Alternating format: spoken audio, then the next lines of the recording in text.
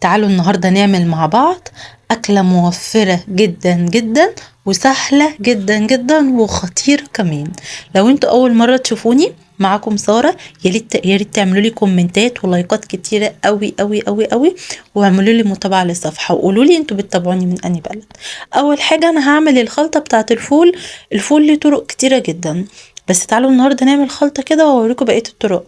قطعت بصلاية لقطع صغننة وشوحتها لحد ما وصلتها للون الذهبي البسيط قوي كده الفاتح، ونزلت بمعلقه توم وشوحتهم. بعد كده نزلت بالطماطم الحلوه بتاعتي، وطبعا انا ما بحبش على الاكل توابل كتيره. حطيت ربع معلقه كمون، ربع معلقه فلفل اسود، ونص معلقة كزبرة بتخليها طعمها في مكان تاني. وحطيت مع نص معلقة سكر والملح حسب الرغبة اللي انتوا عايزينها. طبعا دي حركات بعملها بقى اللي هو التكة بقى. انتوا متعرفوش الاكل بياخد قد ايه، بس طبعا لازم نحب وقفة المطبخ. طبعا كان عندي جبنة وحطيت طبعا جبنة قليلة جدا، عشان زي ما بقول لكم عايزين نعمل اكل موفر.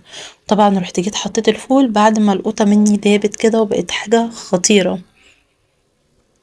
تمام، وحمرت البطاطس وبس.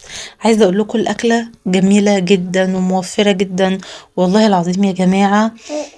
الاكل ده يعني عايزه اقول لكم، يعني انتوا ممكن تعملوا اي حاجه من ما فيش. حرفيا الاكل بيطلع تحفه لو انتوا راضيين من جواكم.